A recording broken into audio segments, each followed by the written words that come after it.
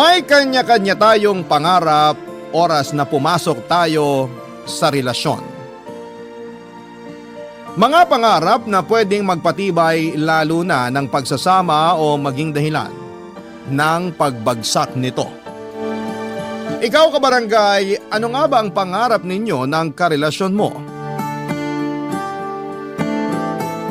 Dear Papa Dudut, magandang araw po sa inyong lahat. Ako nga pala si PJ, 31 years old.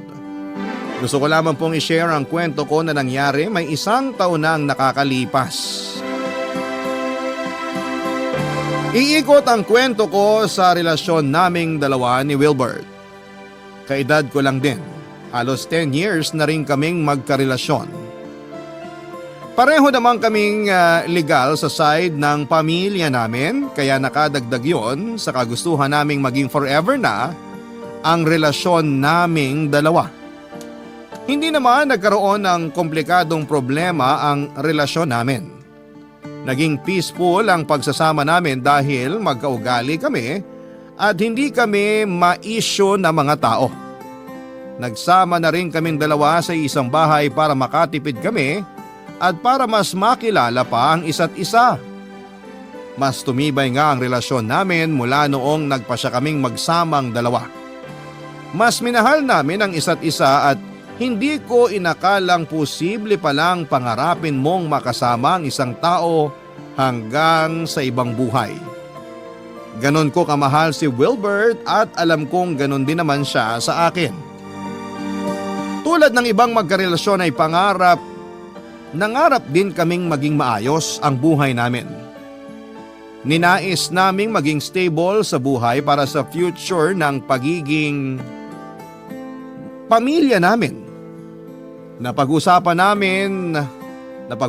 namin yon madalas kaya marami na kaming naplano bago pa kami umabot sa punto na nagbalak na kaming bumili ng bahay at lupa.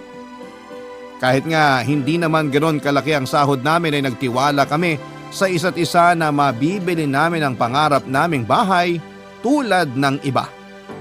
Na-inspire kami sa mga group sa Facebook kung saan ay nakapagpatayo na ang karamihan ng bahay. Doon din kami nakakakuha ng paraan at tips para madali kaming makapag-ipon para sa pangarap naming bahay. Inipon naming lahat ng nakita namin at halos mapuno na ng screenshots mula sa Facebook ang aming mga cellphone. Natuwa lang din ako na dedicated at ganado rin si Wilbert para sa pagbili ng bahay. Kaya naman naging madali na ang pagkakaroon ng inspirasyon sa amin para ipagpatuloy ang plano namin, Papa Dudut.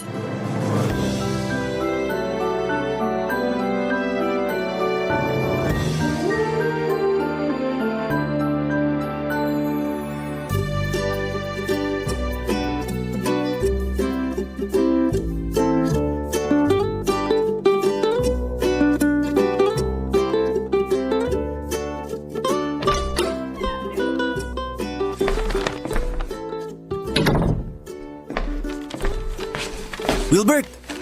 Oh, bakit ngayon ka lang umuwi ha? Di ka man lang nag-update. Mamaya ka na magbunga nga. Pero pag ikaw kahit mahal na araw, pwede. Shhh! Mamaya na sabi eh. May binili ako. Gumastos ka na naman. Di ba usapan natin magtitipid na tayo para sa dream house natin? Kaya nga ako gumastos para sa dream house natin. Ha? Ay, hindi kasi muna hintayin yung sasabihin ko bago magbunga nga eh. Sorry, na-stress lang ako nung sinabi mong may binili ka. Bumili ako ng arinola. Ayaw mo na ba sa banyo natin? Ha? Bakit kailangan mong bumili ng arinola? Di naman yan kasama sa budget kasi pwede naman tayong umihi sa banyo, di ba? Hindi naman natin iihian yung arinola. Huwag mong sabihin balak mo diyang kumain. Hindi tayo mayaman. Pero sobra naman na kung sa arinola pa tayo hihigop ng sabaw. Lalagyan natin to ng ipon natin para sa dream house natin. Parang mas kampante ako maglagay ng pera sa alkansya o sa bangko. Kasi yung arinola, ihi ang iniipon dyan, di ba? Pakicorrect na lang ako kung mali. Ihi naman talaga. Akala ko hindi mo alam. Pero sabi ng matatanda, swerte kapag naglalagay ng pera sa arinola. Mas mabilis ang pag-iipon. Kung ano-anong pamahiin ang nalalaman mo, PJ. Ano sa susunod? Yung rice cooker dapat lagyan na ng medyas para bumango yung paa. Ito naman, ayaw kong seryosohin. Paano ko ba naman kasi seseryosohin yung sinasabi mo? Naturuan ako nung bata pa ako na iniihian ng arinola. Yun lang ang purpose niya sa buhay. Wala ba kayong pamahiin sa inyo tungkol sa arinola? Ganito ba ang sagot ko kung meron? Kasi nga sa probinsya namin, uso ang paglalagay ng pera sa arinola. Kaya nga sa mga sari-sari store pansinin mo, laging arinola ang lalagyan. Lalo na kapag barya. Mas matunog, mas maingay ang swerte. Nakakita na ako ng mga tindahan na may pulang maliit na arinola na nilalagyan ng pera. Pero akala ko na-recycle lang nila dahil baka butas na. Kaya mas magandang i-repurpose na lang. Ew, mas kadiri naman yung iniisip mo. Inihian na yung arinola tapos i-repurpose para lagyan ng pera? Aba malay ko ba? Baka may pamahiin din na kapag pumanghi ang pera dahil sa arinola, mas dadami. Bagong bili tong arinola, no? Tsaka sakto pula para swerte. Parang sa mga Chinese. Baka naman pumanghi ang pera natin kapag nilagay at binabadyan ha. Gusto ko mainis sa'yo pero panalo kasi ang sense of humor mo eh. Kaya nga patay na patay ka sa akin, di ba? Ang kapal mo. Kasing kapal mo tong takip ng arinola. Basta di yan mapanghi, okay lang na ikumpara mo ako dyan. Oh, basta. Mag-iipon na tayo. At dito natin ilalagay lahat sa arinola na to. Malaki tong binili ko, hindi kagaya ng mga nasa store. Kasi malaki ang kailangan natin para makabili tayo ng bahay. Bakit ba ayaw mong idiretso na lang sa bangko yung ipon natin? Kasi nga raw swerte kung ipapadaan muna sa arinola. Tuwing mapupuno ng pera tong arinola, tsaka natin ibabangko. Ang proseso naman ng pamahiin mo? Kung di lang kita mahal. Kaya lang mahal mo ko, no? Kaya sa arinola tayo mag-iipon. Mahal kita. Mahal din kita kahit magpapaniwala ka sa arinola. Ipinagpatuloy namin ang usapan habang nagmemeryenda kami ng hopyang baboy at malamig na orange juice. Iyon kasi ang naging tradisyon namin tuwing pinagpaplanuhan namin ang future namin. Pakiramdam namin noon natutupad ang mga plano namin kapag sinasawsaw namin ang hopyang baboy sa nagyeyelong orange juice. Sinasabayan pa namin yon ng malakas na tawanan para marinig ng langit na kailangan naming matupad ang mga plano at mga pangarap namin. Kung hindi ba naman maingayan si Lord sa lakas ng tawa namin, ewan ko na lang talaga. Napag-usapan namin noon ng mga gusto naming bilhin sa bahay namin habang kaharap ang pulang arinola. Bala ko noon na konting gamit lang ang bilhin para makasunod sa pagiging minimalist. Dahil yon ang uso. Kaya lang ay kinontra ni Wilbert dahil sabi niya, hindi pwede ang pagiging minimalist sa ating mga Pinoy. Lalo na tayong mga nasa low to middle income class dahil panigurado kahit mga paper bag mula sa restaurant na hindi mo naman magagamit ay itatago mo pa rin. Umaasa kasi tayong magagamit pa rin natin yon balang araw kahit na hindi naman natin alam kung kailan. Marami pa kaming napag-usapan at hindi sana kami titigil kung hindi lang namin napansin ang mabilis na paggalaw ng mga kamay ng orasan. Oras na para magpahinga dahil kailangan muli naming magtrabaho kinabukasan para sa mga pangarap namin. Sa pangarap naming tahanan. Bago kami nahiga ay humarap pa kaming dalawa sa malapad naming salamin sa kwarto. Pinagmasdan namin ang bawat isa at saka ngumiti. Binulungan ako ni Wilbert at sinabing balang araw mas maganda na ang isusuot naming pangtulog. Binulungan ko rin siya at sinabing balang araw ay maganda na ang bahay na pagtutulugan naming dalawa. Napangiti kaming pareho sa mga bulong namin at saka nagpasya na humiga sa kama para magpahinga. Hanggang sa panaginip ay umabot ang pangarap kong bahay para sa amin ni Wilbert. Ganon katindi ang kagustuhan ko noon na makabili na kami kaya sisimula na nga naming punuin ang arinola. Hindi ng ihi kundi ng pera. Mabilis lang sana ang pag-iipon kung walang problemang biglang darating sa harapan mo. Inaasahan ko naman ng may mga problemang haharang sa pag-iipon namin. Kaya lang ay hindi ko inaasahan kung gaano yon kabigat. Papa Dudut.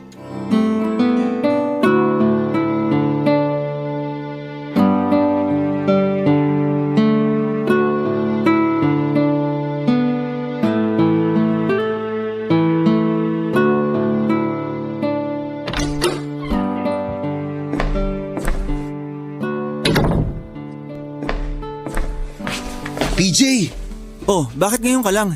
Di ka malang nag-update. mamaya ka na magbunga nga. Pero kapag ikaw kahit mahal na araw, pwede. Seryoso ako. Ano bang nangyari? Kailangan ba natin ng hopyang baboy at orange juice sa usapang to? Ni tubig nga hindi ko mainom. Sabihin mo sa akin lahat. Napaskam ko yung pera ng opisina. Paanong… Hindi ko alam ang gagawin ko. Teka, paano ba nakalusot ang scam na yan sa'yo? Hindi ko rin alam. Ikaw pa naman itong may trust issues lagi sa mga binibili online man o hindi. Paano nangyaring na scam ka? Hindi ko talaga alam. Ang bilis lang ng pangyayari. Basta, ang bilis. Hindi ko inaasahan. Ipaliwanag mo kaya sa akin para maintindihan ko. May kinausap kasi akong supplier ng computer parts. Tapos namurahan ako dun sa offer niya. Hindi ko na pinag-isipan kung mapagkakatiwalaan ko ba kasi ang dami niyang sinend na proof na marami na siyang nabenta. Umuo ako agad. Nagmadali akong bilhin yun kasi kailangan na sa office eh. Saka gusto ko na magpa-impress kay boss. Magpa-impress? Kasi gusto ko ma-promote agad. Kapag nakakuha ako ng magandang deal sa computer parts na kailangan ko, sigurado na ang promotion sa akin. Ay, at anong nangyari? Napatalo ko. Hindi na ba nagawa ng paraan para maibalik yung na-scam? Hindi ko muna na-report kay boss kasi natakot na ako eh. Alam kong palpak na. Sinubukan ko namang ayusin ng ako lang. Tinawagan ko yung bangko pero wala na ring nagawa. After nyan, sinabi mo na sa boss mo. Hindi pa. Wilbert, sabihin mo na. Sasabihin ko lang sa kanya kapag may pangbabahid na ako. Malaking halaga ang kailangan ko. Saan ka nyan kukuha? Sa Arinola. Wilbert, PJ, intindihin mo naman ako. gusto kitang intindihin. Pero hindi magiging sapat yung nailagay natin sa Arenola para sa ipangbabahid mo sa boss mo. Uutang ako. At saka meron naman tayong ibang naitabi sa bangko, di ba? Di hamak na mas malaki kesa dun sa laman ng Arinola natin. Oo, pero… Ibabalik ko rin, pangako. Suportahan mo na lang muna ako. Kasi kung hindi ko maibabalik yung pera, matatanggal ako sa trabaho. Pag natanggal ako sa trabaho, paano yung hulog sa Arinola? Paano yung pangarap nating bahay? So babalik tayo sa simula. Sorry kung ganun ang mangyayari. Kukunin ko lang sa kwarto yung Arenola. Bumili ka ng hopyang baboy at magtitimpla ako ng orange juice. Pag-uusapan natin yung susunod na gagawin. Nakabili na ako ng hopyang baboy kanina pa. Nasa loob ng bag ko. Alam kong kakailanganin natin yun ngayon. Magtimpla ka ng orange juice. Kukunin ko lang yung Arenola. Mabigat ang loob kong kinuha ang pulang Arinola sa ilalim na parte ng cabinet namin. Niyakap ko pa yon bago balikan si Wilbert sa sala. Nakapagtimpla na siya ng malamig na orange juice at nailabas na rin sa kanyang bag ang hopyang baboy. Inalok na niya sa akin ang mga yon bago kami nagsimulang pag-usapan ang susunod na plano. Nawala ng tamis ang orange juice sa akin. Hindi ko na-enjoy ang hopyang baboy tulad ng dati. Napakabigat ng nangyari kay Wilbert na kinailangan naming umatras sa pangarap naming bahay. Nasaid ang ipon namin sa Arinola pati na rin ang nasa mga bangko namin. Naiyak na lamang ako noon pero wala na akong magawa pa kundi ang tulungan at suportahan siya.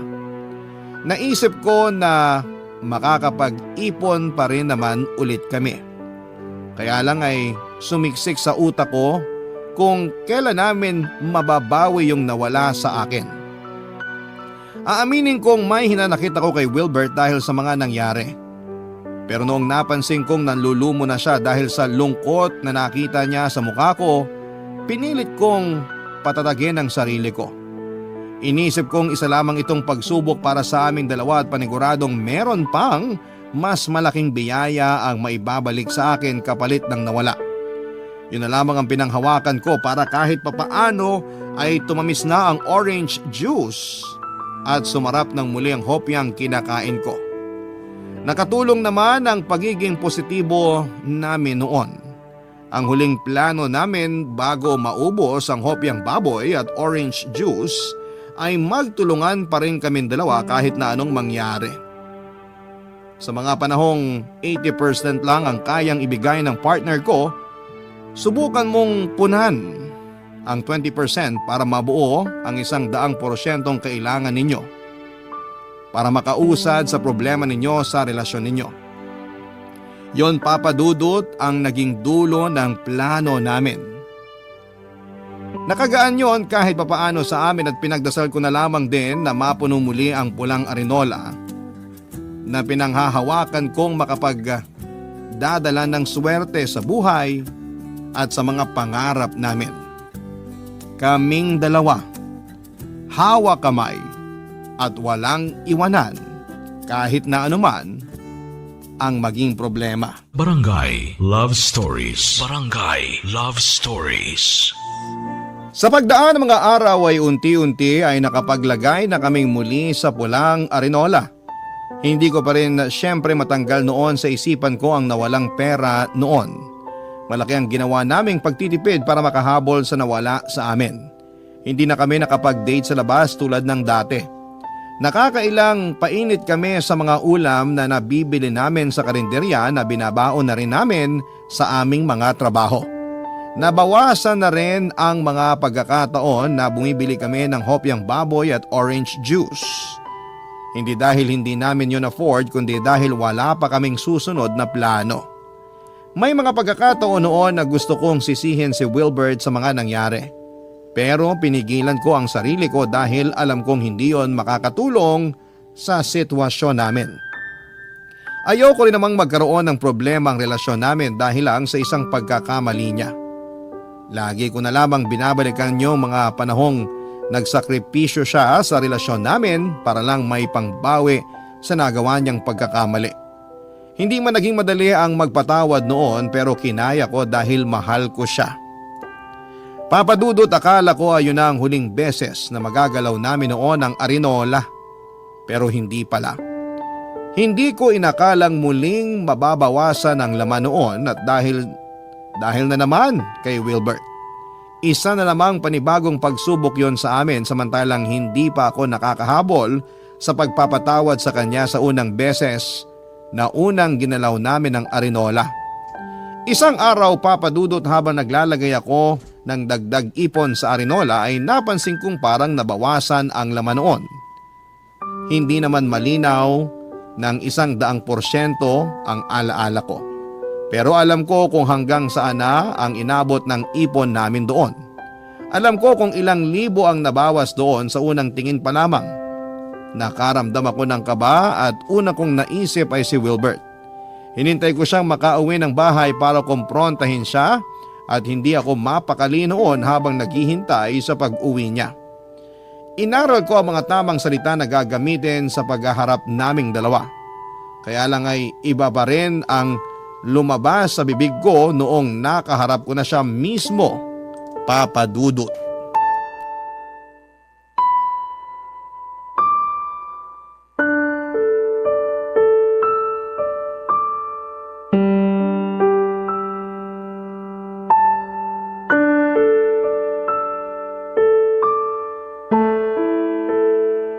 Usap tayo, Wilbert. Urgent ba yan? Pwedeng maligo muna? Nanlagkit ako sa traffic kanina eh. Mabilis lang to. Kung saglit lang naman pala yan, hayaan mo muna ako makaligo para tuloy-tuloy na tayo sa pag-uusap. Ay, oo nga pala, may gusto akong panoorin. Umupo ka na. Kailangan na natin mag-usap. May nangyari ba? Bakit ang seryoso mo? May nangyari? Ikaw nga dapat ang unang makakasagot niyan. Huwag mo naman akong daanin sa mga ganyang tanong. Alam mong mahina ako sa ganyan. Diretsahin mo na lang ako. Anong nangyari sa arinola? Nasa ilalim ng cabinet. Hindi yan ang sagot na kailangan ko. Ano bang sagot ang gusto mo? Eh hindi nga malinaw ang tanong mo. Wilbert, alam mo kung anong pinupunto ko rito. Alam mo kung anong isasagot sa tanong ko. Eh sa hindi nga, anong gusto mong gawin ko? Saan mo dinala ang ibang pera sa arinola? Ha? Ngayong diretsahan ng tanong hindi ka bigla makasagot? Hindi ko alam. Wilbert! Kumuha ako ng konti. Ilang libo yung konti? 10,000. At kailan mo balak sabihin sa akin na kumuha ka ron nang walang paalam sa akin? Ibabalik ko rin naman. Hindi kaso kung ibabalik o hindi. Kumuha ka nang walang paalam. Pera ko rin naman yun. At pera ko rin yun. Hindi ko ginamit sa mali ang perang kinuha ko ron. Ginamit ko para sa pagpapa-ospital ni Bunso. Nakiusap si nanay sa akin para tumulong ako kasi walang-wala rin sila. At bakit hindi mo sinabi sa akin ang sitwasyon ng kapatid mo? Bakit ngayon ka lang ito nalaman? Ayaw na sana kitang abalahin. Kasi alam ko namang problemado ka pa mula dun sa kinuha ko last time. Ayun na nga eh. Alam mo namang problemado pa rin ako ron. Tapos dinagdagan mo pa uli ngayon. Emergency naman tong nangyari kaya ako ginalaw yung ipon natin. Buhay na ng kapatid ko ang nakasalalay dun. Mas importante yun kaysa sa pangarap mong bahay. Naiintindihan kong importante ang buhay ng kapatid mo. Pero sana man lang sinabi mo sa akin. Partner mo ako. Kailangan ko ring malaman. Lalo na't pera natin ang ginamit mo para sa kapatid mo. Eh di sorry. Kung napipilitan ka lang sa sorry na yan, bawiin mo na lang. Nagsorry ako kasi gusto ko na lang matapos tong usapan na to. So napilitan ka nga. Bahala ka na nga dyan. Saka mo na lang ako kausapin kapag naiintindihan mo na ako. Huwag mong asahan na mangyayari yan anytime soon. Hindi talaga kami nagkaayos kagad ni Wilbert Papadudut. Nagpataasan kami ng pride at siya rin naman ang naunang nagpakumbaba dahil alam niyang may mali siya. Nakipag-usap siya sa akin para maresolbahan namin ang problema dahil nasa iisang bahay lamang kami at hindi namin pwedeng maiwasan ang isa't isa. Nakipag-cooperate naman siya at ganon din ako dahil gusto ko na ring magkaayos kami. Pero kinailangan ko munang ipaintindi sa kanya ang ginawa niya. Nagpatuloy naman ang pagpapakumbaba niya at na-appreciate ko yon. Nagsorry ako sa kanya at pinag-usapan kung paano kami makakabawi. Hindi rin kasi biro ang kinuha niyang pera dahil nga nagsisimula pa lamang kaming muli sa pag-iipon. Inamin ko sa kanyang masama ang loob ko at humingi muli siya ng sorry. Nakokonsensya raw siya dahil kailangan naman daw talaga magpaalam siya sa akin. Kaya lang ay emergency daw kasi yon at natakot siya na baka hindi ako pumayag. Nasaktan naman ako sa sinabi niya dahil parang wala siyang tiwala na gusto kong tumulong sa pamilya niya. Hindi ko na lamang pinalaki pa ang issue para makapag-move forward na kami sa buhay. Nangako si Wilbert na babayaran niya ang kinuha niyang pera na ginamit niya sa pagpapaospital sa kapatid niya.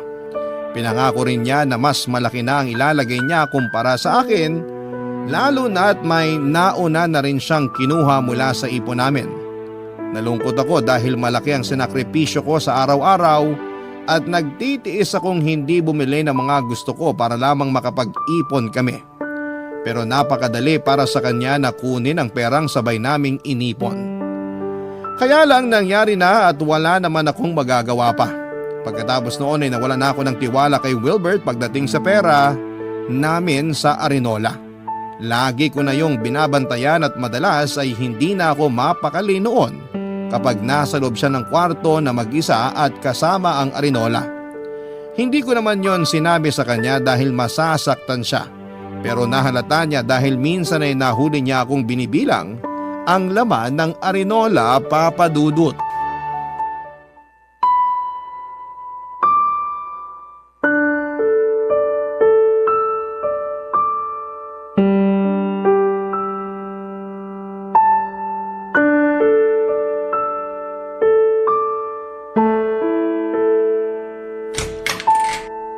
Chinat kita sa Facebook para bumaba ka na ng kwarto. Kakain na tayo. Sorry. May ginagawa lang ako. Bakit nakalabas ang Arinola? May listahan ka pa dyan. Teka, binibilang mo ba yung laman? Hindi naman. Naghulog din kasi ako kahapon eh. Chinek ko ulit ngayon. Ang ganda ng pagkakacheck mo ha. Nakalista lahat kung ilan ang tigi 1,000, 500 at 100 piso. Kulang na lang pati serial number ng pera nakalista na rin. Binibilang ko lang naman. Ano bang masama? Bakit ba pakiramdam ko binibilang mo yan dahil di mo na ako pinagkakatiwalaan? Ano bang pinagsasabi mo riyan? Ramdam ko namang wala ka ng tiwala sa akin pagdating dyan sa Arinola . Ikaw lang ang nag-iisip niyan. Ah, talaga ba? Guni-guni ko lang ba yung pagbabantay mo sa akin lagi rito sa kwarto? Hindi mo ako magawang iwang mag-isa rito kasi natatakot ka na baka galawin ko yung laman ng Arinola, di ba? Alam mo, Ilang beses kang nagmamadaling puntahan ako rito sa kwarto kapag nauuna akong pumanik dito. Panay ang sulyap mo sa cabinet na akala mo laging kinakailangang bantayan niyang Arinola. siguro tama ka nga. Oo, ganyan nga. Mabuti at umamin ka rin. Masisisi mo ba kung gano'n na ako mag-isip ngayon? 2 beses ka nang kumuha sa Arinola. Tandaan mo yan. Pinaalam ko sa iyo yung una. At yung pangalawa? Mauuwi na naman ba to sa away? Kakaayos lang natin ha. Eh kung hindi mo naman minasama yung pagbabantay ko sa Arinola, hindi tayo aabot sa ganito. Mamasamain ko talaga. Kasi nagmumukha akong magnanakaw sa sarili kong pera eh. Hindi mo lang to sariling pera. Pera ko rin to. Alam ko. Baka gusto mo ring idein na mas malaki ang karapatan mo dyan sa Arinola dahil nakailang hugot na ako dyan. Kung pwede, bakit hindi? Yan na ba ang nagagawa sa'yo ng pera? Ito ang nagagawa sa akin ng pangarap ko. Sabi na eh, para na naman sa pangarap mong bahay. Pangarap nating bahay. Normal lang naman na di agad masunod ang plano. Pero sana masusunod yung plano kung naging maayos ka lang. Nagsorry na ako, di ba? Ilang beses na ako nagmakaawa sa'yo na patawarin mo na ako. Pero may bubog ka pa rin pala sa akin. Hindi kasi ganun kadaling kalimutan yon dahil magkasunod yung ginawa mo. Ilang beses ko bang kailangang mag-sorry, PJ? Hanggat di ko nakukuha yung bahay na pangarap ko, hindi magiging enough ang sorry mo. Ah, talaga? Wag na lang natin palang ituloy na bumili ng bahay. Kasi mukhang hindi naman magiging enough ang sorry ko. Eh di wag na. Wag na, no? O sige, basagin na lang natin tong Arinola na to. Wilbert, wag! Akala ko ba swerte ang dala ng Arinola na to? Bakit puro kamalasan ang inaabot ng relasyon natin dahil dito? Wag mong isisi sa Arinola ang palpak na desisyon mo.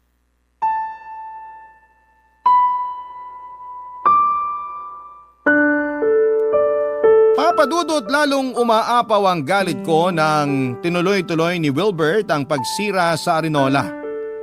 May mga perang napunit dahil sa gigil niya. Naitulak pa niya ako nang pigilan ko siya sa ginagawa niya, Papadudot. Pagkatapos noon ay natauhan siya at nagsorry sa akin. Kinabigla ko ang mga nangyari, Papadudot, yun ang unang beses na nakita ko siyang nagalit ng ganon. Alam kong na-trigger ko siya pero hindi ko naman inakalang magiging ganon ang reaksyon niya. Natahimik kaming pareho pagkatapos mag-sink in ang mga nangyari. Nagkatinginan lamang kami pero wala ni isa sa amin ang gustong maunang magsalita, Papadudot. Napaupo ako sa sahig at napasandal sa gilid ng kama.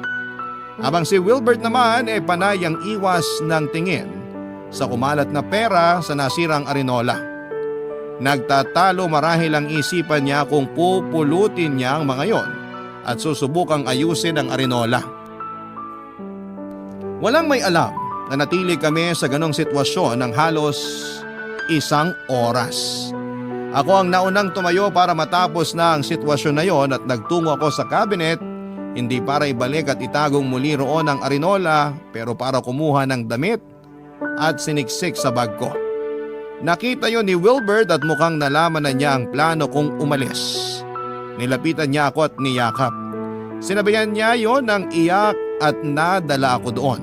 Nabitawan ko ang bag na hawak ko at napakapit sa kanya.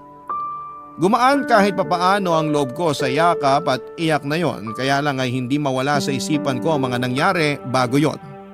Hindi ko rin matanggal sa isipan ko kung ilang beses sinubok ni Wilbert ang tiwala at pasensya ko.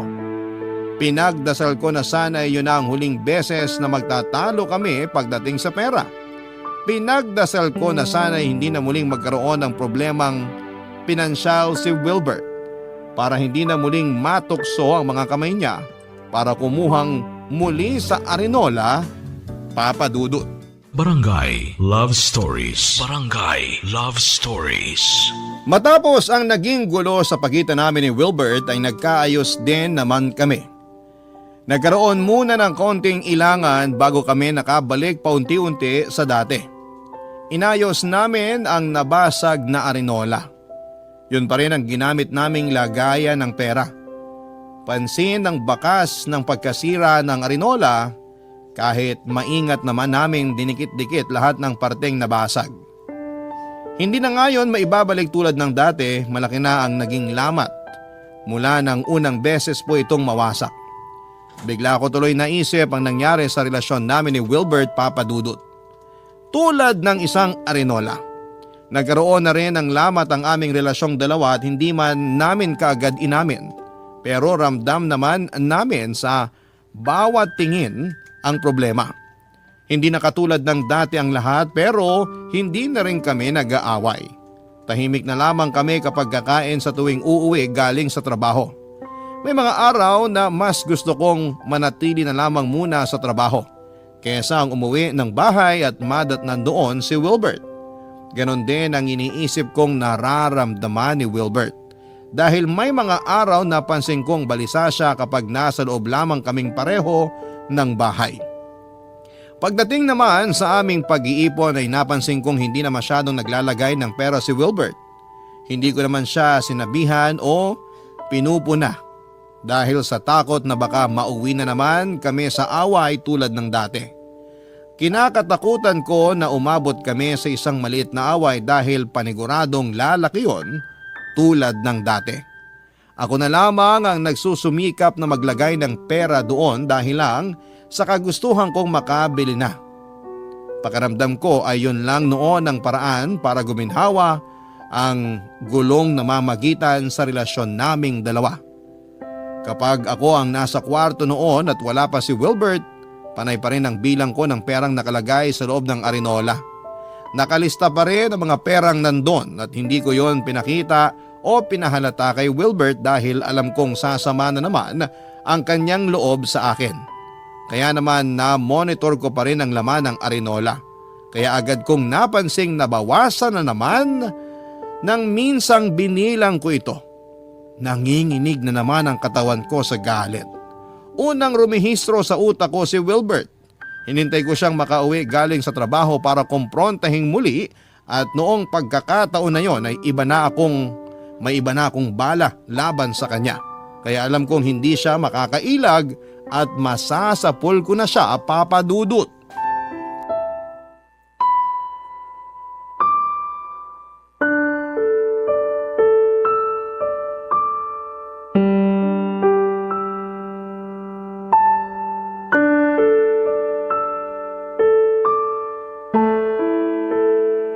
Amoy alak ka.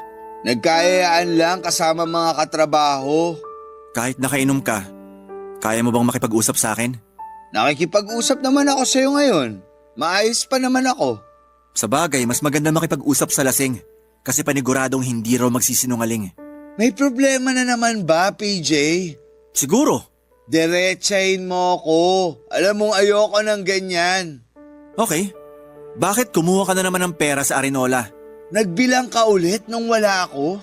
Di na talaga mapirmi ang trust issues mo, no? Sabihin mo nga sa akin kung paano mawawala ang trust issues ko. Pinatunayan mo na naman sa akin na tama lang ang ginagawa kong pagdududa sa'yo. Papalitan ko rin. Kailan pa? Hindi ka pa nakakapagbayad sa una't pangalawa, tapos kumuha ka pa. Pag sinabi kong papalitan ko, papalitan ko. Konti na nga lang ay inihuhulog mo sa Arenola, pero grabe ka pa rin dumakot. Bakit di mo nalang inubos? Nahiya ka pa. Di mas lalo mo napansin. May nakakatawa talaga sa nangyayari, Wilbert. Ay, ayoko na kasing ma-stress. Ayaw mong ma-stress, pero ikaw itong may kagagawa ng stress mo. Kumuha ulit ako para sa maintenance ni nanay. Sinungaling! Hindi ako nagsisinungaling. Sabihin mo yan sa nanay mo na nakausap ko kanina lang. Pakialamera. Talagang pati nanay ko dinamay mo pa rito. At bakit hindi? Ikaw ang unang nandamay sa kanila dati, di ba? Bukas na lang tayo mag-usap. Paano mo nagawang magsinungaling tungkol sa kapatid mo? Ano? Hindi naman pala na ospital ang kapatid mo. Paano ka nakagawa ng ganun pagsisinungaling tungkol sa buhay ng isang tao? PJ! Yung totoo lang ang kailangan ko. Kung ayaw mong basagin kong Arenola na yon sa mukha mo. Gusto mong malaman lahat? Dalian mo! Yung pangalawang kuha ko sa Arenola, ginamit ko para ipangsugal. Para mabilis ako makabayad sa una kong atraso sa'yo. Sa ipon natin. Hindi kita minadali na magbayad. At talagang sa sugal ka pa kumapit? Yun lang ang paraan na alam kong mabilis. At dun sa unang beses na kumuha ako sa Arinola, Please, sabihin mong tungkol talaga yan sa na-scam sa'yo sa trabaho. na-scam naman talaga ako. At? Na-scam ako pero hindi sa trabaho. Na-scam ako ng isang babae. Ituloy mo! May naka-video call akong babae. Nakalandian. Habang tulog ka, may ginawa kami habang nagvi-video call. Hindi ko alam na na-record ng babaeng yun yung ginagawa ko at ginamit niya yun para i-blackmail ako. Malaking halaga yung kailangan niya at wala akong magawa. Doon totoong napunta yung unang pera na kinuha ko sa Arinola. EJ, I'm sorry. Isang beses lang naman yun. Hindi ko na inulit.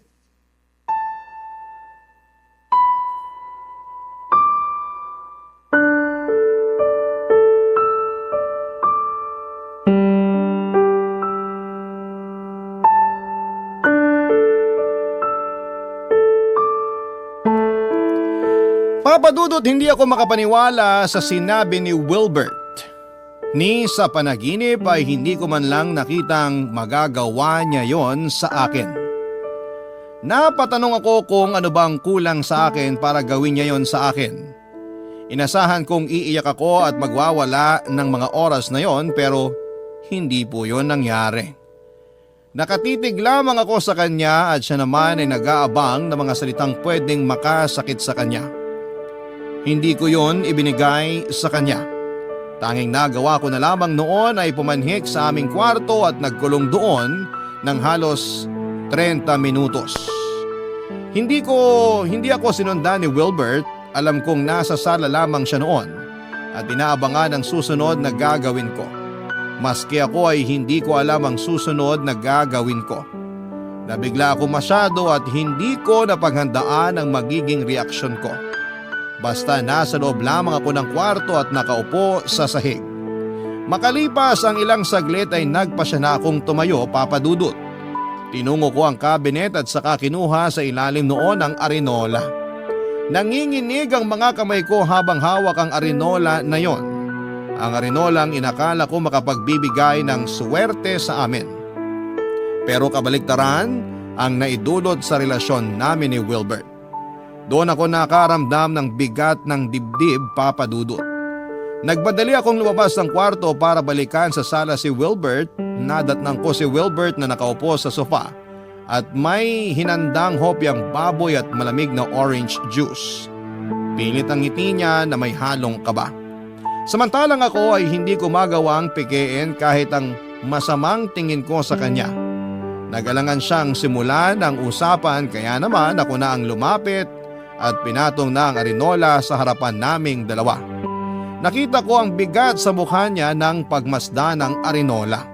Nakatingin lamang ako sa kanya habang kinakalma ang sarili ko. Nang handa na ako ay kinausap ko na siya sa mga susunod naming plano. Hindi katulad ng dati, ang mga planong yon ay hindi maitatawid ng maayos ng hopyang baboy at malamig na orange juice. Papadudot.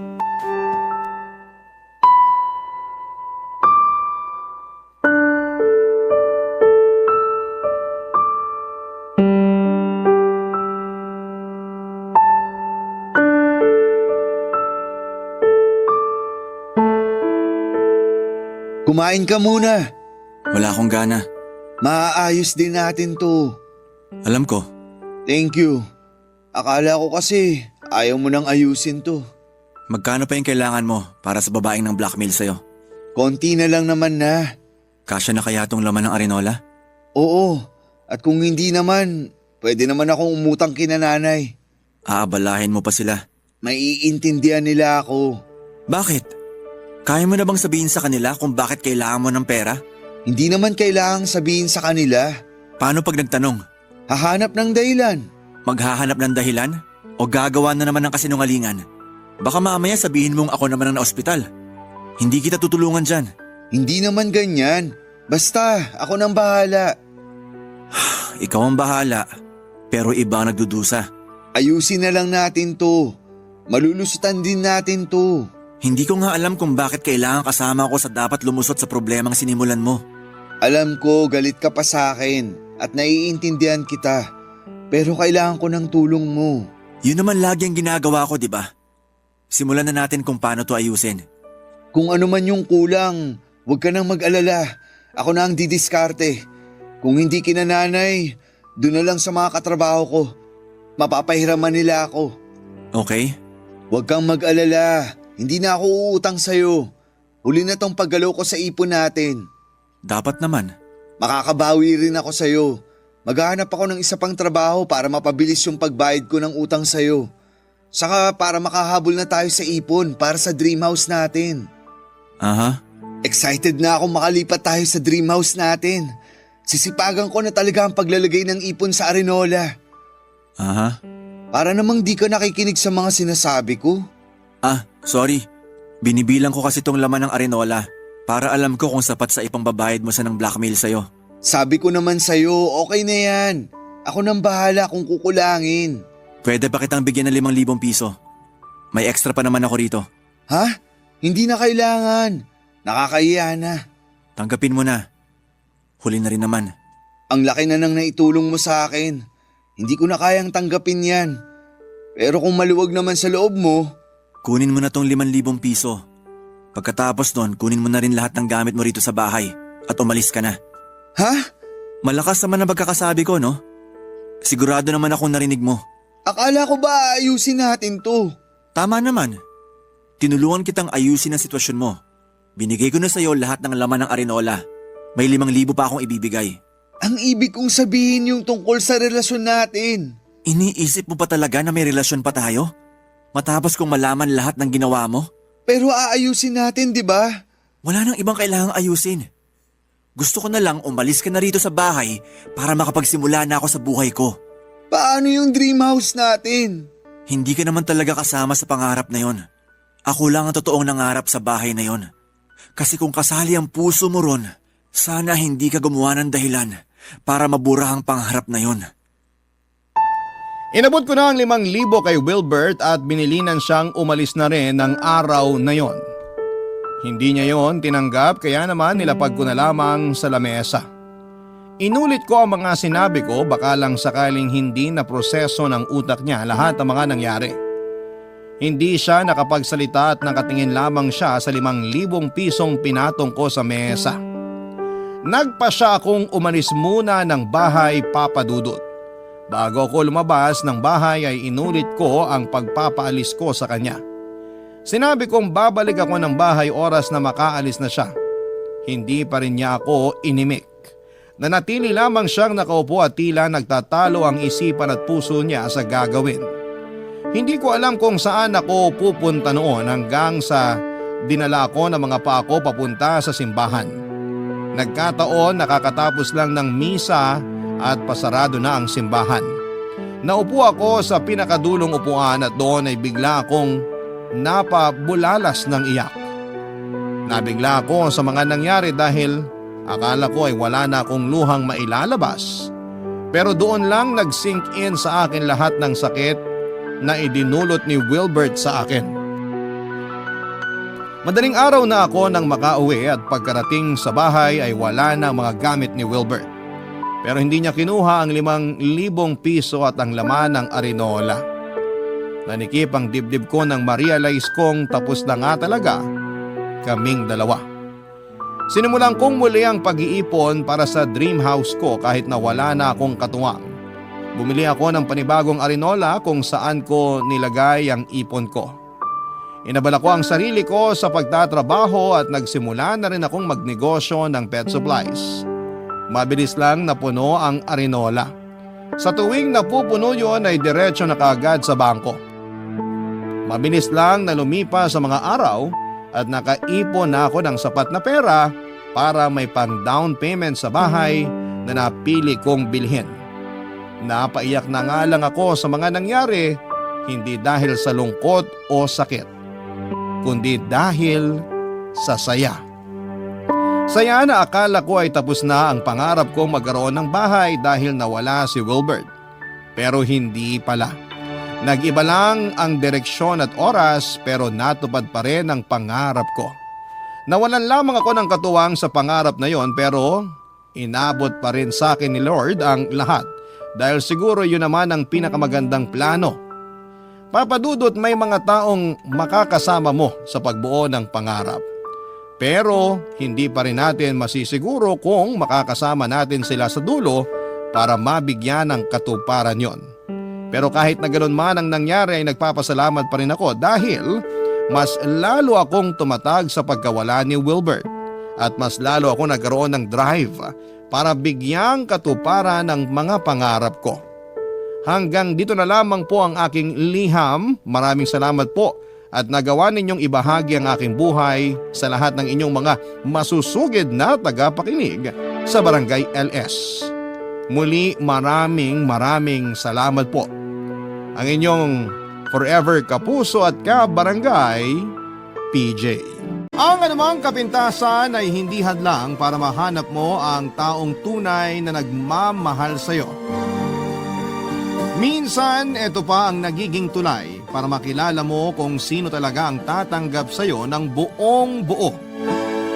Ikaw, kabarangay, paano ka tinanggap ng taong minahal mo sa kabila ng mga kapintasan mo? Dear Papa Dudut, magandang araw po sa inyo at sa lahat ng mga nakikinig ngayon sa Barangay Love Stories. Isa rin po ako sa mga libo-libo ninyong tagapakinig. Lagi po ako nakasubaybay sa Facebook para makinig ng mga bagong kwento ninyo. Tawagin niyo na lamang po ako sa pangalang Lyda. 32 years old sa ngayon at ang kwento ko naman ay nagsimula noong sa mas bati pa ako nakatira. 2 taon rin po ang nakakalipas. Papa Dudut, madalas ko pong idaw ng sarili ko lalo na tuwing hindi ko naiiwasang ikumpara ang itsura ko sa iba. May kapayatan po kasi akong babae at hindi na nakikita ang kaliwang mata ko dahil sa glaucoma. Pero pagdating sa height ay papasa ako sa height requirement sa mga beauty pageant. Hanggang 3rd year high school lamang po ang natapos ko dahil maaga akong namulat sa pagtatrabaho. Pa-extra lamang noon sa kung ano-anong trabaho ang tatay ko. Ang nanay ko naman ay sugaron at halos wala na ring pakialam sa aming magkakapatid. Mula nang umalis ako sa bahay ay nagkahiwa-hiwalay na rin kami ng 2 ko pang kapatid. Yung huling balita ko ay naghanap na rin sila ng trabaho dahil hindi na sila kayang buhayin ng mga magulang namin. Ipinagkasundo naman ako ng tatay ko sa kumpare nitong itago na lang natin sa pangalang Isidro. Tutol po ako sa pagsasama naming dalawa dahil parang tatay ko na rin siya. Pero wala naman akong magawa lalo na't para sa tatay ko ay yun na lamang ang silbi ko. Malaki kasi ang naitulong ni Isidro noong magipit ang pamilya namin. 58 anyos na si Isidro at nagtatrabaho siya bilang Kristo sa sabungan. Pero bukod doon ay nagkaalaga siya at nagkukondisyon ng mga manok na panabong sa kanya ibebenta ng mahal. Maselan po siya pagdating sa mga alaga niyang manok. Kaunting pagkakamali lang ay halos bugbugin na niya ako. Mula din nang magsama kaming dalawa ay hindi na niya ako pinayagang mamasukan bilang kasambahay dahil wala raw mag-aasikaso sa kanya. Lalong-lalo na sa mga alaga niya. Sa katunayan, Papa Dudut, ay impyernong maituturing ang naging buhay ko sa poder ni Isidro. Pero tiniis ko na lamang ang lahat. Iniisip ko kasi na wala rin namang ibang magkakagusto sa kagaya kong hindi na nga kagandahan, ay bulag pa ang kaliwang mata, Papa Dudut.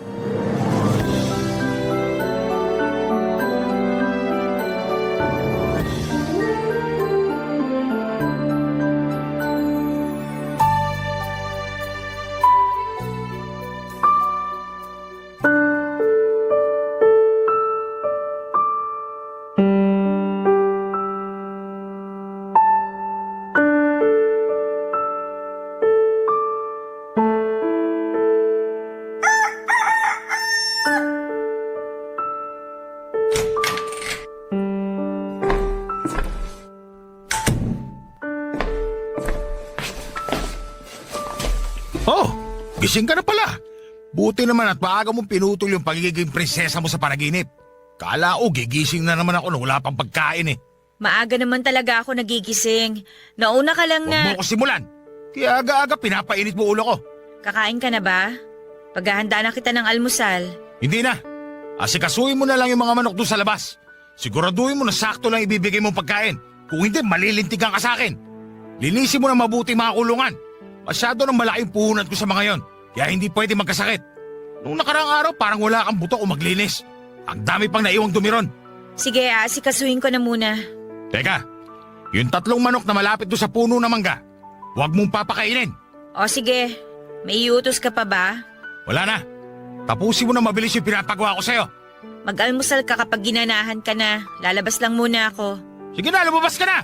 Wawalan pa ako ng gana dyan sa pagmumukha mo. Eto, lalabas na.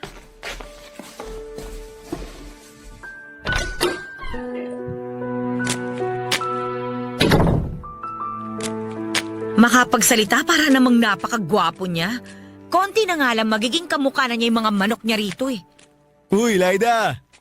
Rene, ikaw pala. Napadaan ka. Sus, tinatanong pa ba yan? Inagahan ko nga pagdaan ko rito para umaliwalas naman yung araw mo. Ang aga mo nga eh. Humihilik pa sa higaan yung mga sisingilin mo ah. Baka mamaya masigawan ka pa pag bigla ka na lang nangatok. Sinadya ko talaga to para wala silang taka sa akin. Yung tipong pagmulat pa lang ng mga mata nila, may pogi nang naniningil. Loko ka talaga.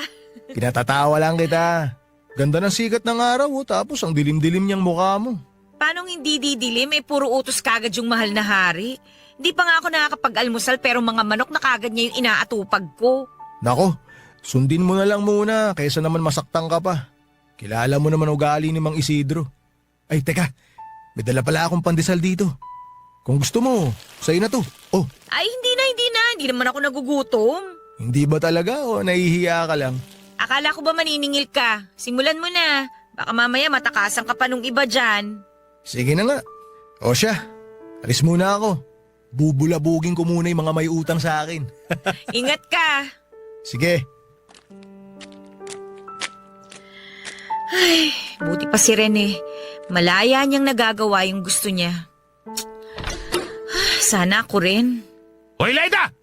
Ano pa tinutunga-tunga mo dyan? Yung mga manok hindi pa kumakain. Pakakainin ko na. May kinuha lang ako. May kinuha? O nakikipaglandian ka na naman doon kay Rene? Gagawin mo pa akong bingi. Kanino ko pa naririnig yung mga boses nyo? Ano ka ba naman, Isidro? Napadaan lang yung tao, tsaka kukunin ko lang naman yung walis. Hoy, nasan yung walis? Nabulag na rin ba pati yung kabilang mata mo kaya di mo makita? Saka anin mo yun eh, hindi ko naman sinabing mo galis ka.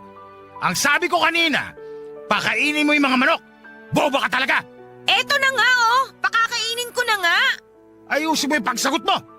Baka gusto mong biglang makakita yung kaliwang mata mo pag inumpog kita. Pasensya na. Yan! Ganyan dapat. O yung bilin ko, huwag na huwag ka magwawalis. Magsasabong ako ngayon. Sa mukha mo pa nga lang, minalas na ako eh. Baka pati mga manok ko madamay pa. Papadudot, ganon ang madalas na nangyayari sa bahay tuwing umaga. Minsan kasi inaabot na ng umaga si Isidro sa bahay ng babae niya. Pero kahit puyat ay maaga pa rin siyang nagigising at lagi ring mainit ang ulo pagdating sa akin. Kahit siya ang may mali sa aming dalawa ay hindi na lamang ako noon lumalaban pa. Dinadaan ko na lamang sa paghingi ng pasensya para hindi ako masaktan. Mula kasi na magsama kami parang hindi buo ang araw niya kapag hindi niya ako napagbubuntungan ng init ng ulo at napagbubuhatan ng kamay. Lalo na kung ang nagawa kong pagkakamali ay may kinalaman sa mga alaga niyang manok. May pamahiin kasi siya na bawal magwalis kapag magsasabong siya. Malas daw kasi yon kaya kahit na hindi ako naniniwala doon, ay sumusunod na lamang ako kesa maggalit pa siya sa akin. Buti pa nga yung mga manok niya dahil alagang-alaga niyang mga yon. Hindi nalilipasan ng gutom at kumpleto pa sa mga vitamins. Samantalang ako kung hindi para racket ay hindi magkakaroon ng sariling pera na pambili ko ng mga personal na gamit at gamot tuwing nagkakasakit ako. Naisip ko nga na kung si Rene siguro ang nakatuluyan ko ay hindi magiging ganon kamiserable ang buhay ko, Papa Dudut.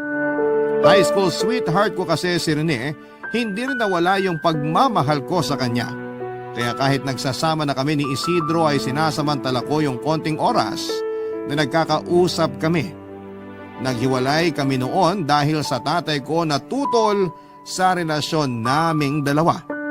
Isa si Rene sa mga nagpapautang sa lugar namin at nagpapahulugan ng mga gamit sa bahay tapos araw-araw namang nangongolekta ng bayan. Namana niya yung ganong negosyo sa tiyuhin niyang kumupkop sa kanya. Naiwan naman sa Catanduanes sa mga magulang niya at nagpapadala na lamang siya ng pera. Nang makapag-asawa ang tiyuhin niya ay bumukod na sila ng asawa niya ng bahay kaya mag-isa na lamang si Rene. Ibinigay na rin kasi sa kanya ng tiyuhin niya yung bahay na yon. Dahil gusto ko rin kumita ng sariling pera ay sinasamantala ko ang pagkakataon para makapagtinda ng atsara na ako mismo ang gumagawa kapag wala si Isidro. Mahilig din kasi akong magtanim-tanim kaya napapakinabangan ko ang bunga ng mga papaya ko. Madalas ay wala si Isidro lalo na tuwing may sabong. Ginagamit ko naman ang perang naipon ko mula sa mga sukli pag pinapamalengke niya ako. Natuwa naman ako kasi marami na rin akong naging suki sa pagtitinda. Iniisip ko noon na kapag nakaipon ako ng malaking pera, ay magagawa ko ring lumayo kay Isidro, Papa Dudut.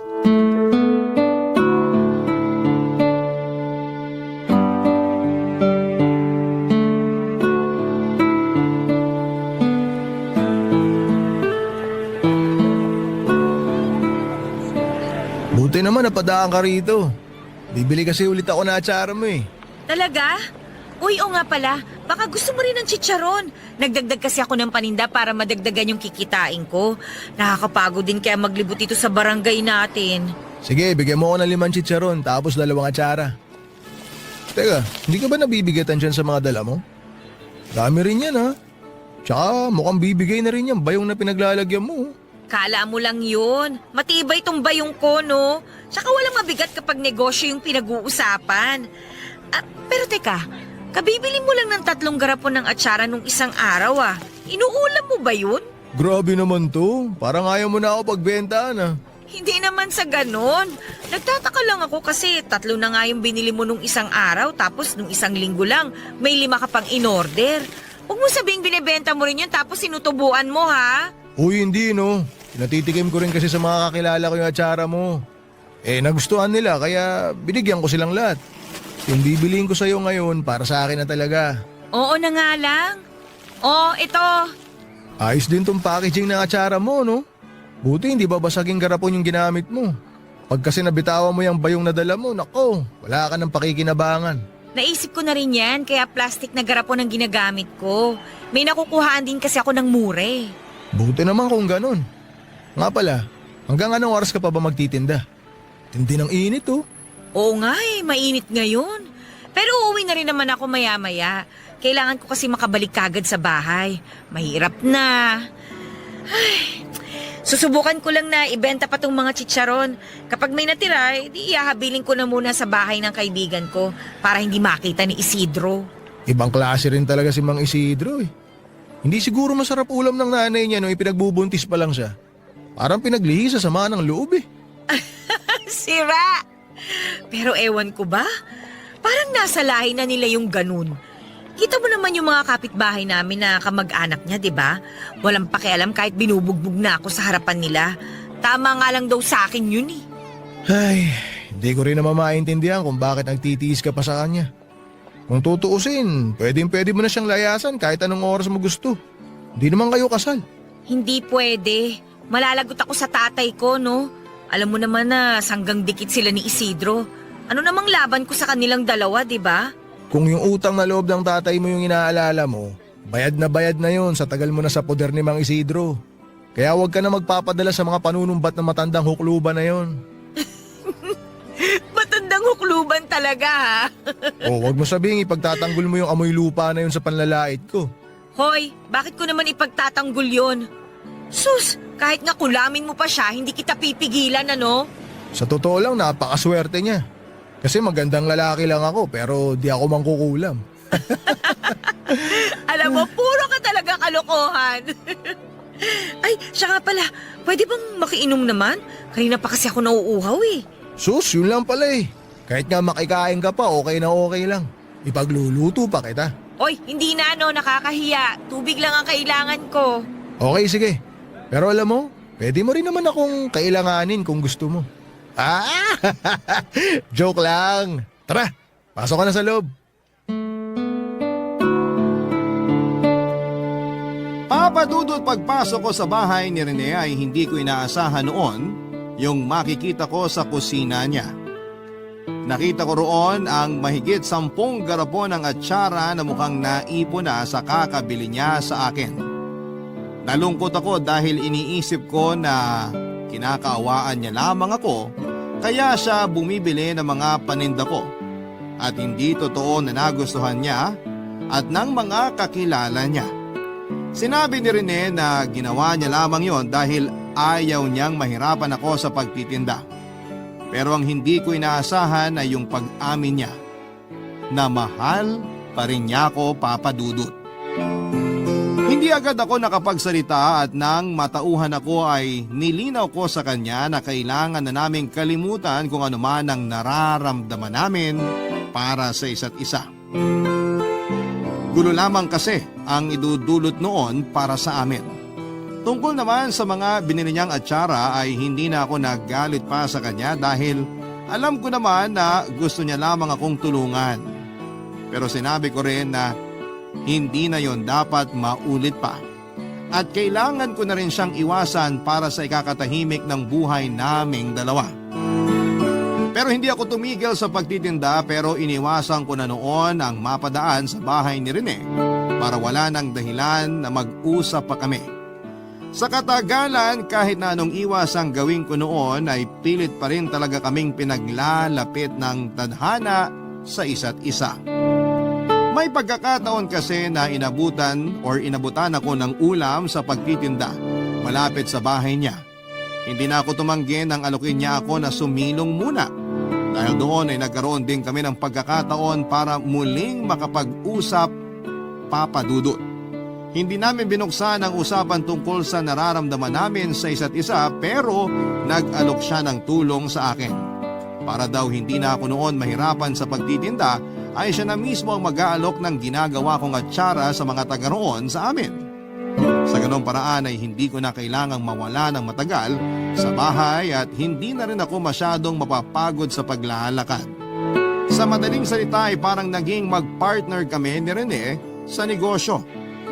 Ang akala ko noon ay magiging maayos ang lahat dahil maganda naman ang resulta ng pagtutulungan naming dalawa. Pero nagkamali ako, Papa Dudut, dahil mukhang iba ang nangyari pagkatapos ng lahat ng yon. Barangay Love Stories. Barangay Love Stories. Papa Dudut, may isang gabi na nakaranas muli ako ng pambubugbog ni Isidro. Nalaman niya kasi yung tungkol sa pagtitinda ko at pinaamin niya ako kung saan galing ang pinangpuhunan ko doon. Nagsinungaling ako at sinabing inutang ko yon pero hindi siya naniwala at paulit-ulit akong sinaktan. Pero sa pagkakataon na yon ay mas malala pa ang ginawa niya. Nagtamo ako ng mga sugat at halos mawala na rin ang malay nang tumama ang ulo ko sa haligi ng bahay niya. Dahil hindi ko na nakayanan pa ang ginagawa ni Isidro sa akin ay pansamantala akong umalis sa bahay niya at nakituloy sa bahay ng kaibigan ko. Nakarating naman kay Rene ang nangyari kaya pinuntahan niya ako at inalok ng tulong. Nung una, Papa Dudut ay nag-alangan akong tanggapin ang alok niya na kumuha ng paupahan at titirhan ko. Pwede naman daw ako sa bahay niya pero alam niya na madali akong matutunton doon ni Isidro. Sigurado rin na hindi siya titigilan ni Isidro kapag nalaman itong tinutulungan niya ako. Kaya naman pinag-isipan ko talaga yon ng mabuti. Nakibalita na lamang muna ako sa kaibigan ko at doon ko nalaman na hinahana pa rin ako ni Isidro. Yun din ang naging dahilan kaya nabuo ang desisyon ko na pumayag na sa alok ni Rene. Pero kung kailan handa na ako ay saka naman dumating ang panibago na namang problema, Papa Dudut.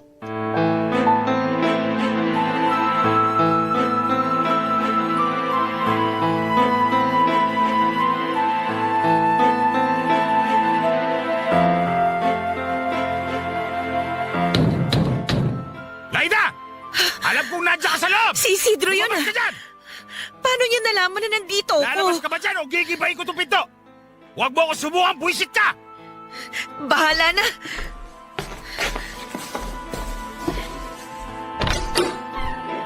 Bakit ang tagal mo akong pagbuksan, ha?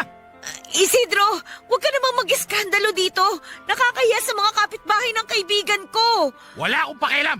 Buwisit kang babae ka. Dito ka pa talaga nagtago, ha? Bumalik ka na sa bahay! Hindi! Ayoko na! Hindi ako aalis dito at mas lalong hindi ako sasama sa iyo pabalik sa impyernong bahay na yon! Kapal na mukha mo magmatigas! Bakit? May pagmamalaki ka na ba? Palamunin ka lang naman! Hindi ako palamunin gaya ng iniisip mo! Kaya kong buhayin ang sarili ko ng mag-isa! Napakayabang mo talagang babae ka! Baka nakakalimutan mo na malaki ang utang na loob sa akin ng tatay mo! Yan lang ba ang palagi mong isusumbat? Pwes, para sabihin ko sa'yo, sa pangaalipin mo sa akin at sa pagtrato mo sa akin na parang hayop, bayad na yung utang na loob ng tatay ko sa'yo! Baka nga sobra pa! Kung hindi ka sasama, pues, kakalad ka rin na lang kita! Halika! Matigas ka, ha? Iwan mo yung braso ko! Ano ba? Halika na sabi! Hindi ako sasama sa'yo! Laida! Rene! Tulungan mo ako! Mang Isidro! Bitawan niyo si Laida! Hoy! Huwag kang makailam dito! Asawa ko siya, kaya isasama ko sa pawi kung gugustuhin ko! Asawa? Hindi pa naman kayo kasal ah. Tsaka kung asawa turing mo sa kanya, hindi mo siya aalilain. Hindi mo rin siya sasaktan na parang hayop. Binalaan na kita, bata! Huwag kang makailam dito kung ayaw mo makatikim sa akin! Hindi ako natatakot sa'yo. Kung di mo bibitawan si Laida, tatawag ako ng pulis. Ipadadamput kita. Lakas din naman ang loob mo, no? Gusto mo rin ba masaktan? Isidro, wag! Huwag mo sasaktan si Rene! Alalang-alala ka talaga sa lalaking yan? Bakit? Ngayon na ba? Bakit pa nga ba ako nagtatanong? Halata na kayong dalawa! Hayaan mo na ako, Isidro. Parang awa mo na. Ayoko nang bumalik sa bahay mo. Hindi rin ako papayag na kunin ka pa ng matandang yan, Laida. Sigurado ako na bubugbugin ka lang ulit yan pagdating mo sa bahay niya. At sa tingin mo may magagawa ka? Oo, meron akong magagawa. Alam ko na malakas lang loob mo na saktan si Laida kasi walang tumutulong sa kanya dun sa teritoryo mo. Alam ko rin na lagi mong ginagamit yung utang na loob ng pamilya niya para hawakan mo siya sa leeg. Pero lilinawin ko lang sa'yo, hindi mo siya pagmamayari, Mang Isidro! Papa Dudut, hindi umubra ang mga pananakot namin kay Isidro. Tagumpay pa rin niya akong naisama pauwi ng araw na yon. At gaya nga ng inaasahan ko ay mas lalong naging impyerno ang buhay ko sa kanya.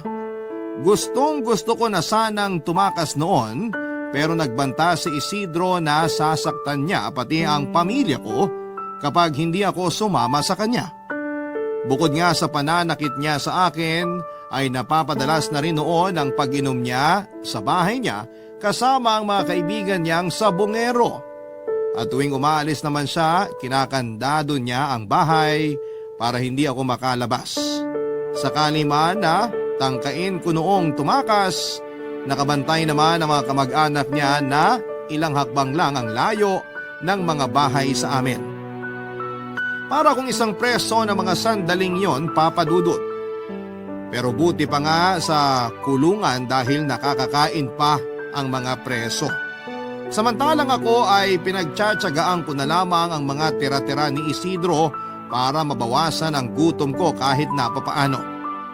May isang pagkakataon pa na muntik na akong pagsamantalahan ng kumpare niya ang kainuman sa bahay. Lasing na lasing siya noon at wala nang alam sa nangyayari. Mabuti na lamang at nagawa ko pang depensahan ang sarili ko ng gabing yon.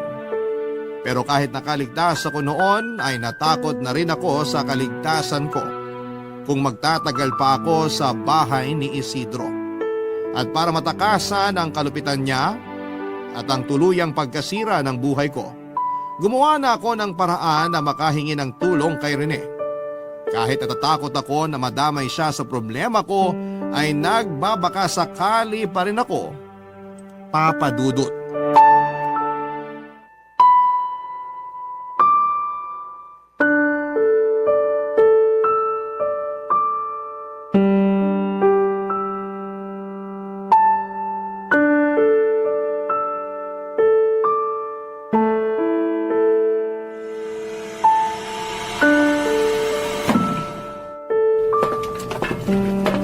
Rene, sigurado ka ba na hindi na tayo masusundan ni Isidro? Hindi yan. Huwag ka na masyado mag-alala. Hindi niya na tayo mahahabol. Ang layo na nitong bus mula sa atin.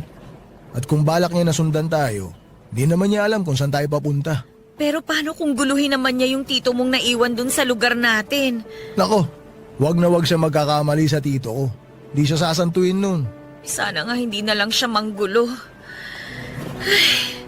Nag-aalala na nga rin ako para sa kaligtasan ng pamilya ko eh. Sigurado ako na sila yung unang-unang pupuntahan ni Isidro kapag nalaman niyang wala na ako sa bahay niya. Huwag ka na masyado mag-isip. Ibiniling ko na sila sa tito ko. Sinabi ko na kung pwede, bisitahin niya sila paminsan-minsan.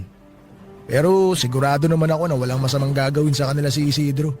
Hanggang pagbabanta lang naman yun eh. Ewan ko ba? Masyado na talaga akong natakot sa kanya. Sa dami ng pasa at sugat na nakuha ko sa pambubugbog niya, mahirap na para sa akin nakalimutan yun. Sabihan mo lang ako kung gusto mo siyang kasuhan ha. Kayang-kaya kitang tulungan. Tsaka malakas ang laban mo. Tingnan mo nga oh. Sariwa pa yung mga sugat mo.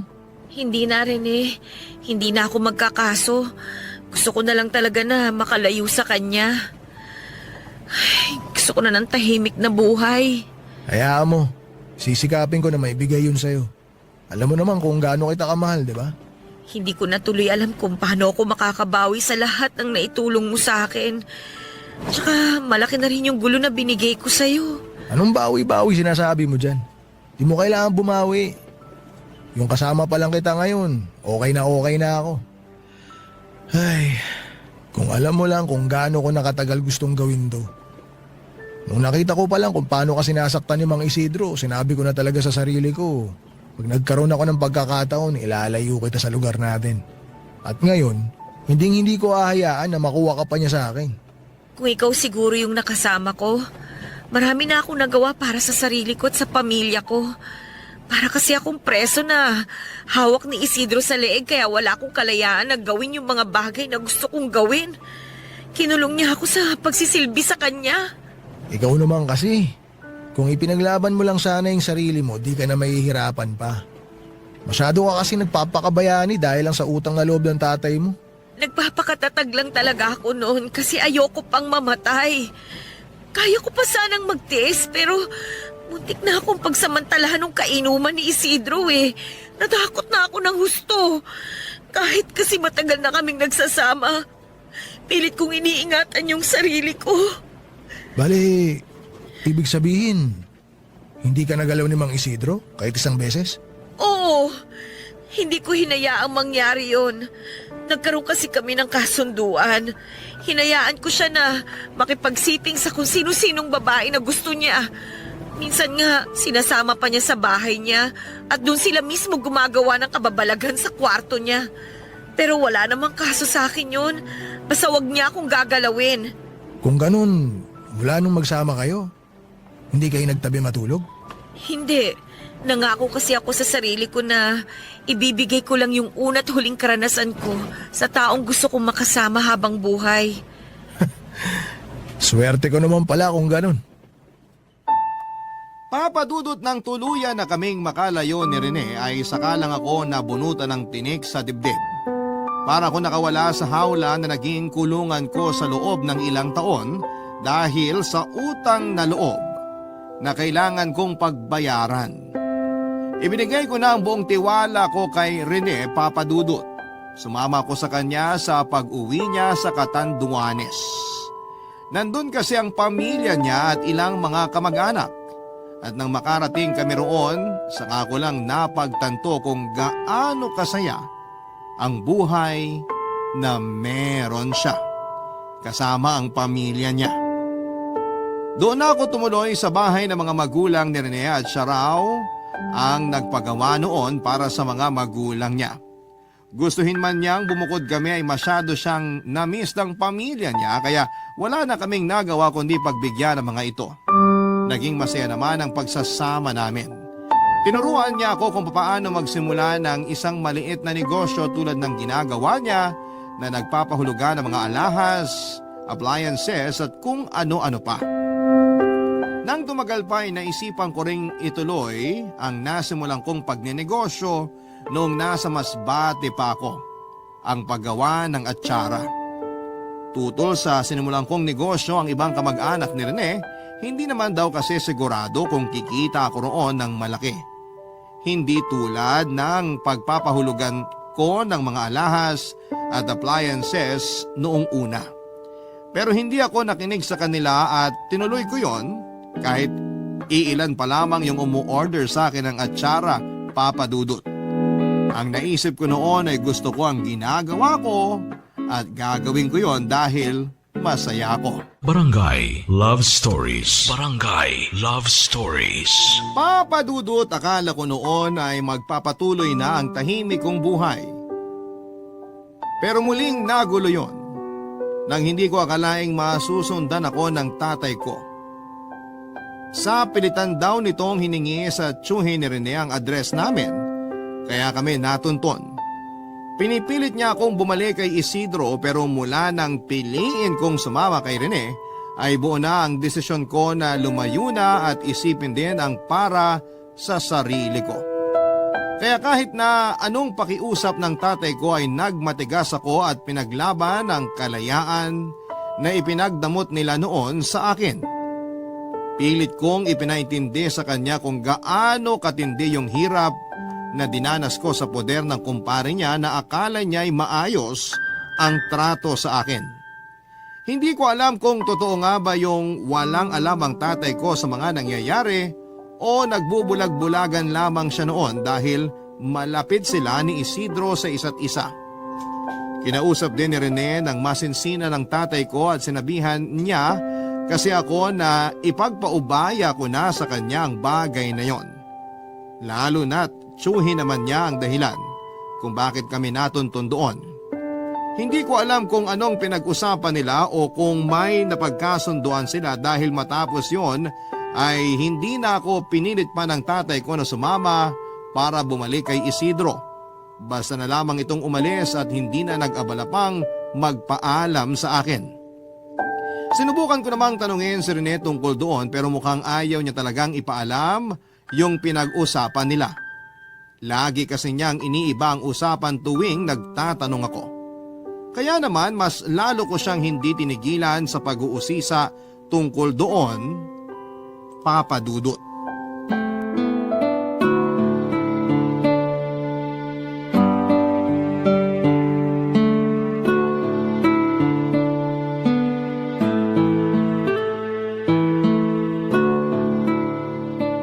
Mahal, ano ba talagang sinabi mo kay tatay kahapon?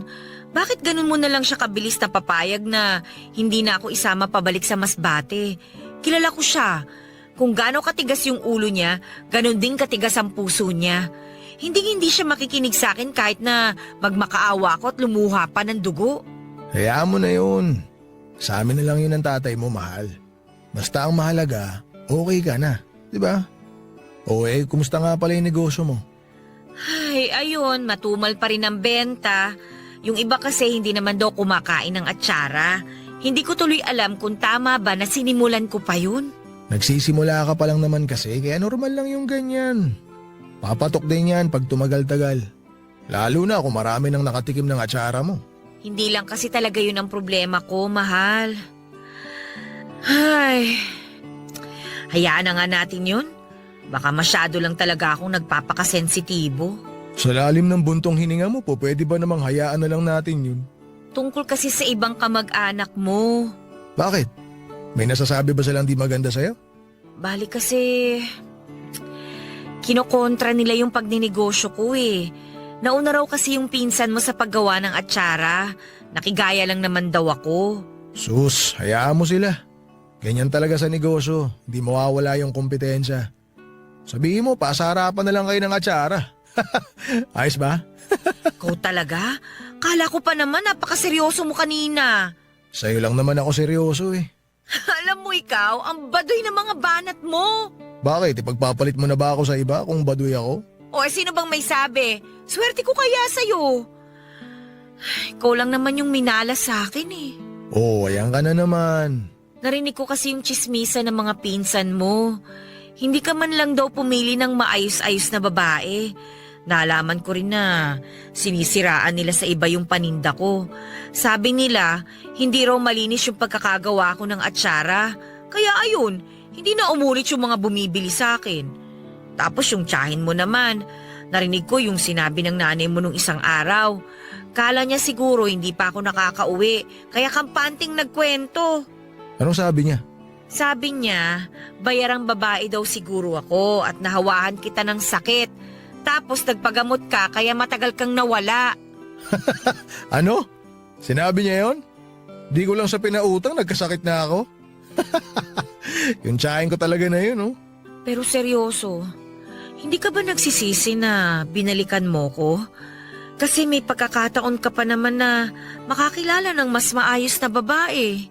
Maayos ka naman ah. At hinding-hindi ako magsisisi na binawi kita kay Mang Isidro. Salamat talaga ha. Salamat kasi hindi mo ako sinukuan kahit na madalas kitang ipagtabuyan noon. Wala yun. Tsaka wag mo na lang pakinggan yung mga kamag-anak namin na maiitim ang budhi. Puro inggit lang naman sa katawan yung lumalabas sa bibig nila eh. Wala naman silang ambag sa buhay natin. Kaya yung mga ganong klase ng tao, di na dapat pinag-aaksaya ng oras. Pero kung harap-harapan ka nilang sasabihan, di kita pipigilan kung ipagtatanggol mo sarili mo.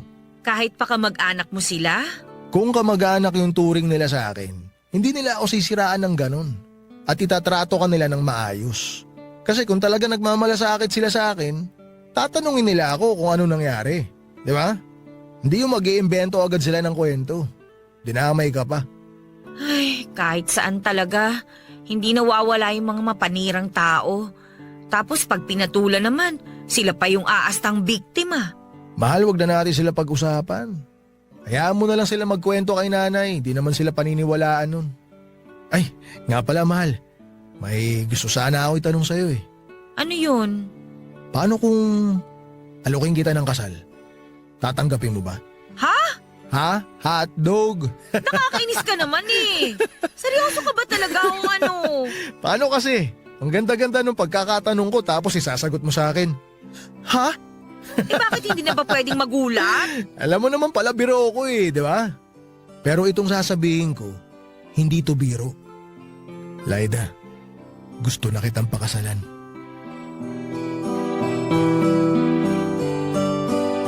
Papadudot na gulat man ako ay tinanggap ko pa rin ang alok na kasal ni Rene. Wala naman akong dahilan para tanggihan siya bukod sa pareho kami ng nararamdaman para sa isa't isa. Ay sigurado na talaga ako sa kanya. Ipinakita rin naman ng mga magulang niya yung buong suporta nila sa aming dalawa. Habang abala kami sa preparasyon sa kasal ay doon ko na rin po nalaman ang dahilan kung bakit hindi na ako pinilit ni tatay na sumama pabalik sa Masbate. Binigyan daw ni Rene ng pera ang tatay ko at hindi naman daw kalakihan yon, pero nagkaroon sila ng kasunduan na hinding-hindi sasabihin kay Isidro kung nasaan kami at hindi na ako pipilitin pang umuwi sa probinsya namin. Nagalit ako sa pagbibigay niya ng pera sa tatay ko pero hindi ko rin naman pinalaki pa yung issue. Lalo na tapos na rin naman yon. Naging maayos ang pagsasama namin ni Rene gaya ng inaasahan ko habang papalapit yung kasal namin. Walang araw na hindi niya pinaparamdam kung gaano ako kahalaga sa buhay niya. Pero nung isang linggo na lamang ang hinihintay bago ang kasal, nangyari naman ang isang trahedya na bumago sa takbo ng buhay namin, Papa Dudut. Naaksidente si Rene habang naniningil ng mga pautang niya. At dahil po sa aksidenteng yon ay naputulan siya ng kaliwang binti.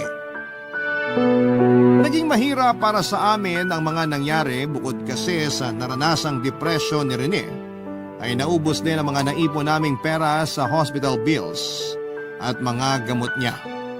Gustuhin man naming magbayad ang salarin sa aksidenteng yon ay wala naman silang mapagkukunan ng pera. Dahil nga po sa mga nangyari, ang bahay na lamang na para sa mga magulang ni Rene ang natira sa mga naipundar niya. At habang nagpapagaling siya ay kinausap ko siya tungkol sa naiwan niyang mga pautang. Plano ko kasi noon na ako na lamang ang magpatuloy sa paniningil habang nagpapa-order din ng atsara. Alam ko kasi na mahihirapan na siya na gawin ang bagay na yon lalo na at nakadepende na siya sa wheelchair niya. Pero hindi ko naman akalain na iba ang magiging reaksyon ni Rene, Papa Dudut.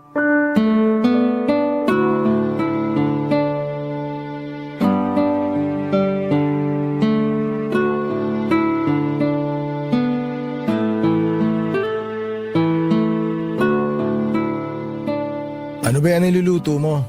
Tsaka bakit parang ang dami? Magbabaon kasi ako ng pagkain.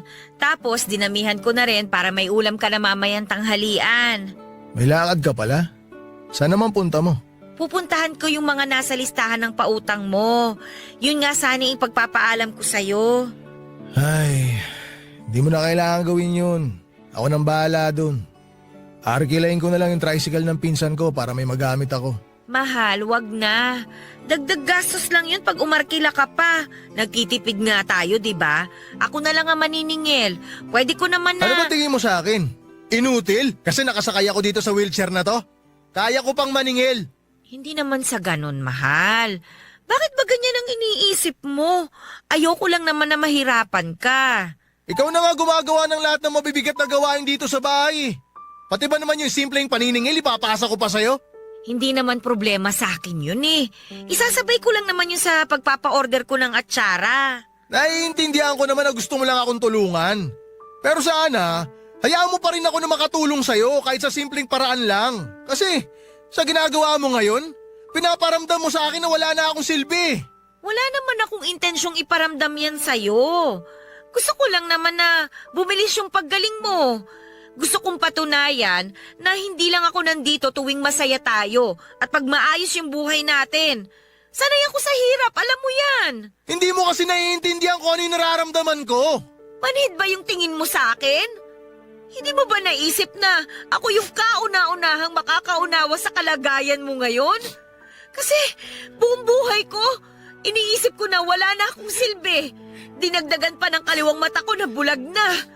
Kaya nga hinayaan ko na lang na alilain ako ni Isidro, di ba? Pero nang dahil sa'yo, nakita ko yung halaga ko. Ayoko lang naman mawalan ng silbi. Baka kasi pagdating ng araw, magsawa ka na rin sa akin. Tapos iwan mo na ako. Hindi ko kaya yun, Laida. Bakit ko namang gagawin yun? Magiging asawa na kita. Alam mo naman kung gaano kita kamahal, di ba? Kaya wag mo nang isipin yon. Hindi pa katapusan ng lahat para sa'yo. Isang paa mo lang yung nawala. May isang paa ka pa, di ba? Kayang-kaya mo pang tumayo. At saka nandito ako para umalalay sa'yo. Hindi mo na kailangan magkulong sa mga negatibong iniisip mo. Pero ayoko magtagal ng ganito. Kung mapapagod ka sa paghahanap buhay, dapat ako rin. Dapat pareho tayong mapagod. Kaya pasensya ka na. Naiinis lang talaga ako sa sarili ko eh. Wala man lang ako magawa para matulungan ka sa gastusin ngayon dito sa bahay. Hindi ako nahihirapan. Kasi masaya ako sa ginagawa ko. Tsaka, kilala mo naman ako. Sanay ako sa kahit na anong trabaho. Kulang na nga lang maging sabungero ko nun, di ba? Sana hindi dumating yung araw na mapagod ka sa akin, Laida. Hinding-hindi ako mapapagod sa'yo. Ang ako ko yan. Papa Dudut, pumayag na rin noon si Rene na ako muna ang pumalit sa kanya. At sa kabila ng mga nangyari sa buhay namin ay natupad pa rin naman yung pangarap namin na ikasal sa simbahan.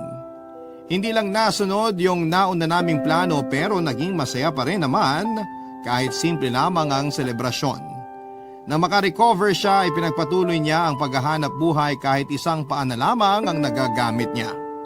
Ipinagpatuloy ko rin ang pagtitinda ng atsara at para mas maraming makakilala sa produkto ko ay nagdadala ako noon ng sobra para ipa-free taste sa mga potensyal na customers ko. Nagsuggest din si Rene na magbenta na rin ako online. Ilang buwan lang mula noon ay dumami ang mga orders sa akin. Kaya kumuha na rin ako ng mga taong makakatulong sa pagtitinda. Sinimulan ko na rin po, Papa Dudut, ang paggawa ng chicharon na dati ay nire-resell ko lamang.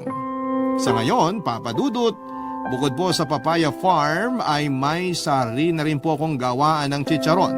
Medyo maliit pa lamang yon pero doon ako kumukuha ng supply para sa munti kong negosyo. Dahil sa pagtutulungan namin ay naging maganda ang buhay naming mag-asawa. May sarili na kaming bahay ngayon at hindi magtatagal ay makakapagpundar na rin ang sariling sasakyan. Dumating na rin yung pinakamalaking blessing sa buhay namin dahil 3 buwan na akong buntis. Kaunting hintay na lamang at makikita na namin ang first baby namin ni Rene. Hanggang dito na lamang po ang kwento ko, Papa Dudut. Sana po kahit papaano ay nakapagbigay ng inspirasyon ang kwento ko sa mga nakikinig sa inyo. Maraming salamat po sa inyo at sa lahat ng mga nasa likod ng Barangay Love Stories. Lagi pa rin po kaming sosuporta sa inyo at makikinig sa mga